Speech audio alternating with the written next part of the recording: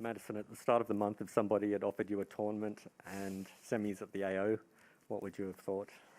I would be pretty happy. And I obviously am disappointed with how it went tonight, and obviously would have loved to have been in the finals here. But all in all, after the year that I had, I'm pretty happy with my summer in Australia. Any questions in the room? Courtney? Ash said after the match that one of the great things about this year is that you're back on the court and playing extremely well. How do you parlay the last month into the rest of the year? What do you look forward to next, and what do you take from the summer? Honestly, I think the biggest thing that I take from the summer is just getting a lot of matches in. It's been a really long time since I've been able to start off the year on such a strong foot and have all of these matches, and to have all of that confidence going into the year. I don't think I've ever had that. So that's a great feeling, and it's something that's really great to build off of. And just having all of that experience on the court already this year for tough moments down the road is going to be really beneficial. Scott? Madison, what is it like to play Ash at the moment? Clearly a player in hot form. What's that experience like? It's tough. It sucks.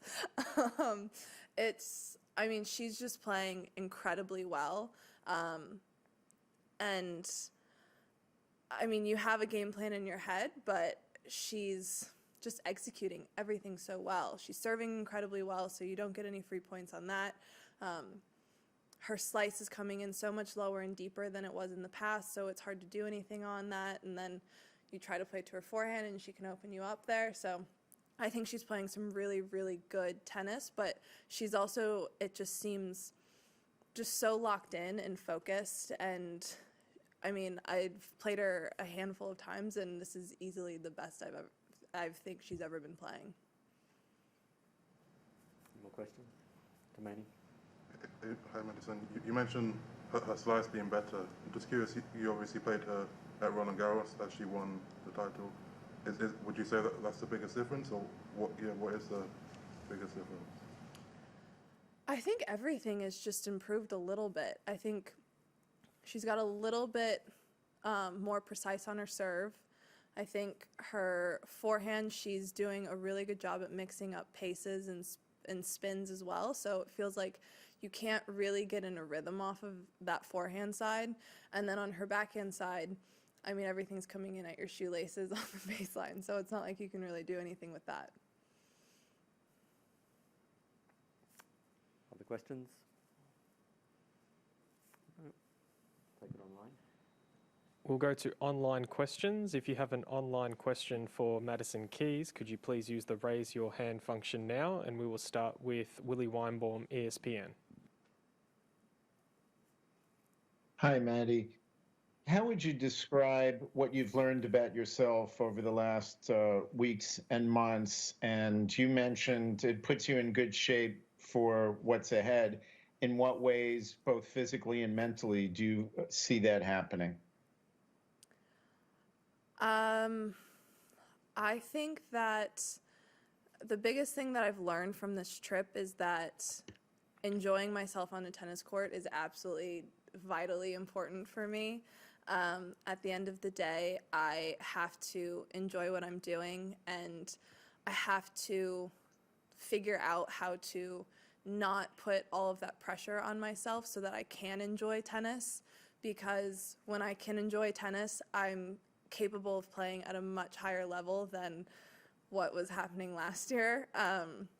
And then I think the biggest thing for the next part of the year is, I'm going to knock on some wood, physically I feel really good after playing a lot of matches, and mentally I still am fighting to get back to the level that I think that I was obviously on the tennis court ranking wise, but mentally I feel like I'm in a really good position and feeling fresh. And the good news of having a really shitty year before is you don't have many points to defend. And just one follow-up about this match against Ash.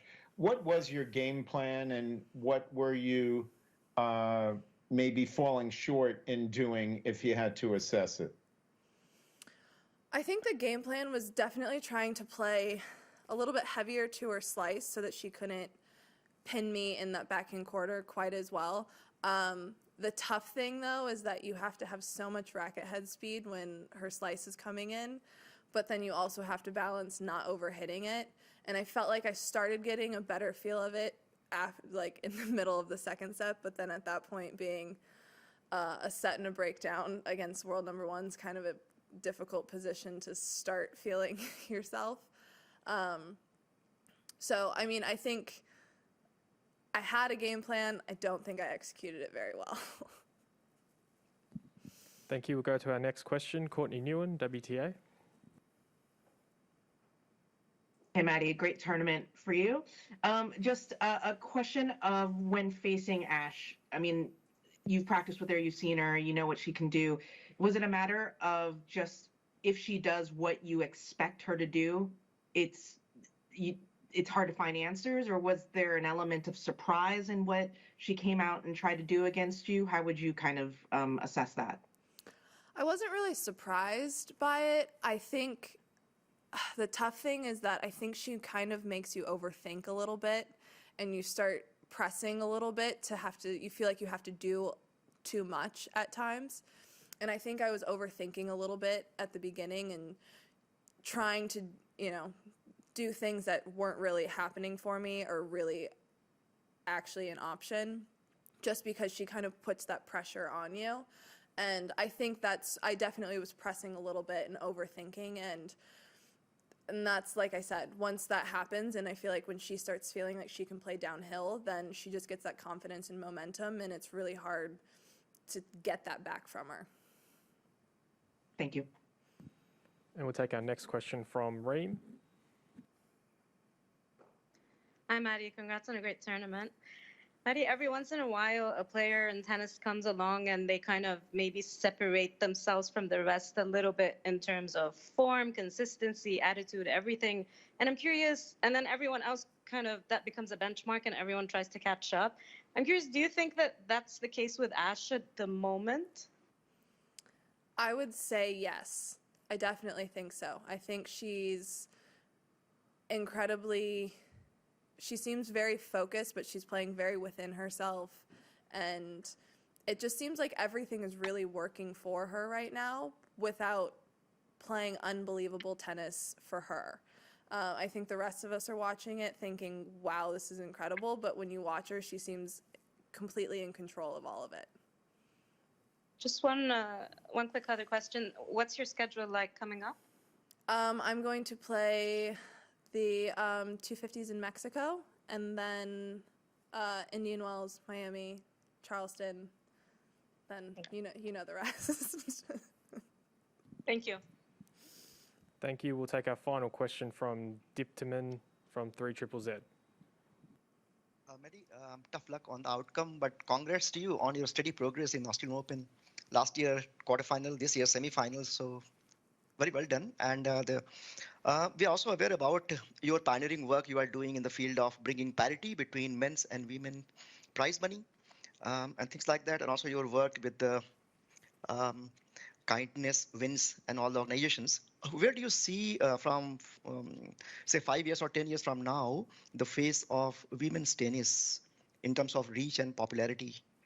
Where do you see that going?